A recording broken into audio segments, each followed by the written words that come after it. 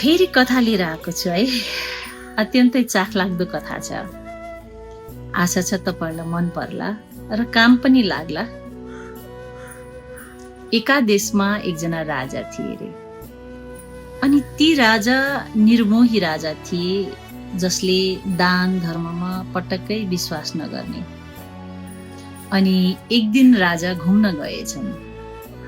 अनि घुम्न गएको बेलामा बाटोमा एकजना सन्त महाराजले उहाँको रथलाई रोकेछन् र भनेछन्, राजन, मलाई तपाईको हातबाट दान चाहियो, दान दिनुहोस् भनेर भनेछन्। अनि त्यतिखेर राजाले भनेछन्, मेरो दान दिने चलन छैन, दिन्न भनेछन्। अनि फेरि सन्त महाराजले, हैन, मलाई जसरी भए पनि तपाईको हातबाट केही दान चाहियो, दान दिनुहोस् भनेर भनेछन्। अनि त्यतिकैमा राजाको रथको घोडाले गोबर गरेछन्। अनि फेरि सन्त महाराजले राजालाई भनेछन्, राजन, तपाईको रथको घोडाले गोबर गर्यो, यो गोबर त तपाईलाई काम लाग्दैन, यही गोबर मात्र भए पनि मलाई दान दिनुहोस् भनेछन्। अनि राजालाई त्यो सन्त महाराजलाई पन्छ्याउनका निम्ति मात्र भए पनि उहाँले ल त ल भनेर त्यो गोबर उठाएर उहाँले दान गरेछन्।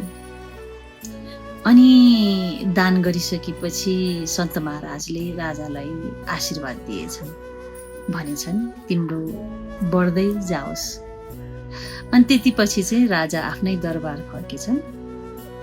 अनि भोलिपल्ट बिहानै सबेरै राजाको दरबारमा त असाध्यै दुर्गन्ध फैलेछन्।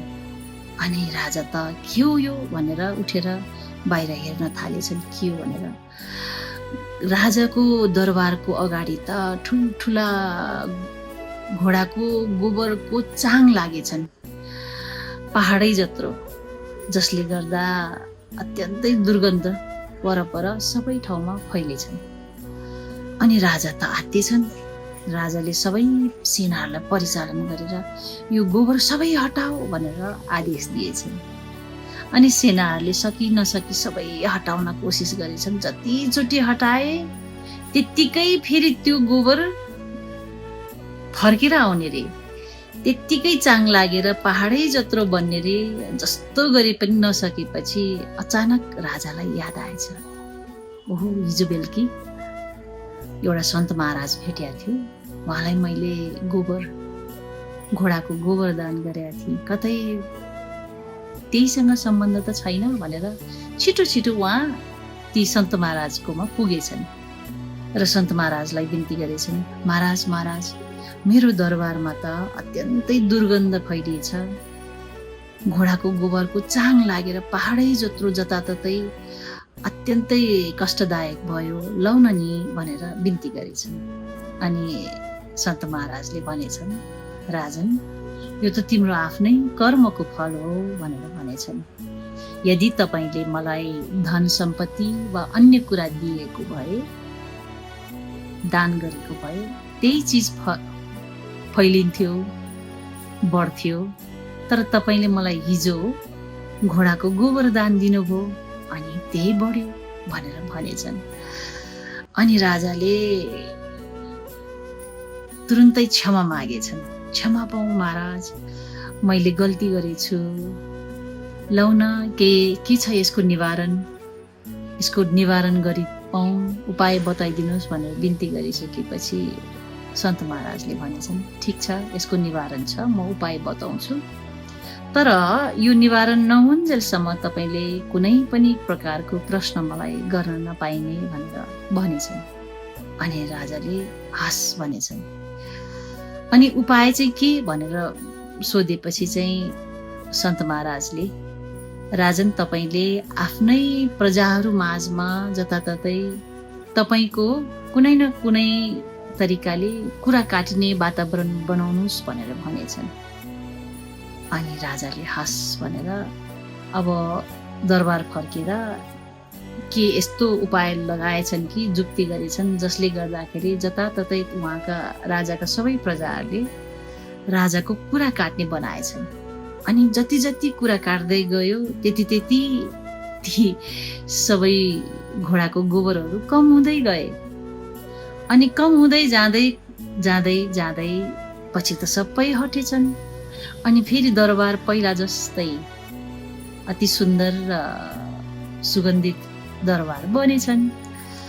अनि त्यो सकेपछि खुसीले अनि राजा फेरि त्यो सन्त महाराजको शरणमा पुगेछन् र बिन्ती गरेछन्, राजन होइन महाराज, मेरो त्यो दुर्गन्ध सबै हटियो भनेर धन्यवाद दिएछन् र साथसाथै प्रश्न सोध्ने अनुमति मागेछन् र सन्त महाराजले हुन्छ भनेर आज्ञा दिएपछि सोधेछन्, सन्त महाराज यो कसरी सम्भव भयो भनेर बिन्ती गरेछन्।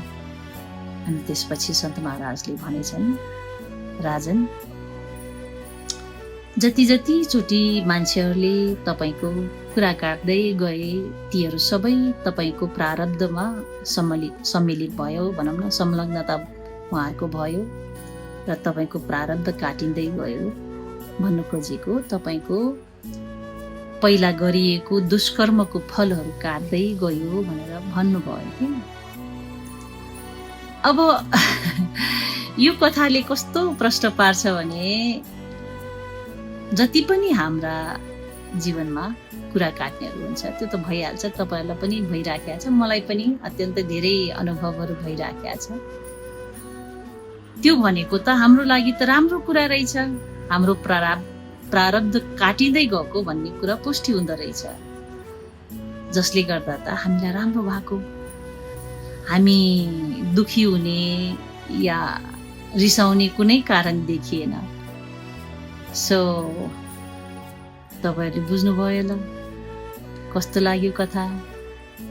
अब हाम्रो कुरा काट्ने मान्छेहरू सबैलाई त हामीले के भन्नु पर्यो, धेरै धेरै धन्यवाद भन्नु पर्यो, हाम्रो पूर्व दुष्कर्मको फलहरू काटिदिएकोमा है। हामीलाई त राम्रै भयो। खुसी हुनुहोस्, चित्त नदुखाउनुहोस्, नरिसाउनुहोस् र फर्केर ती मान्छेहरूलाई नसराप्नुहोस्, गाली नगर्नुहोस् है त।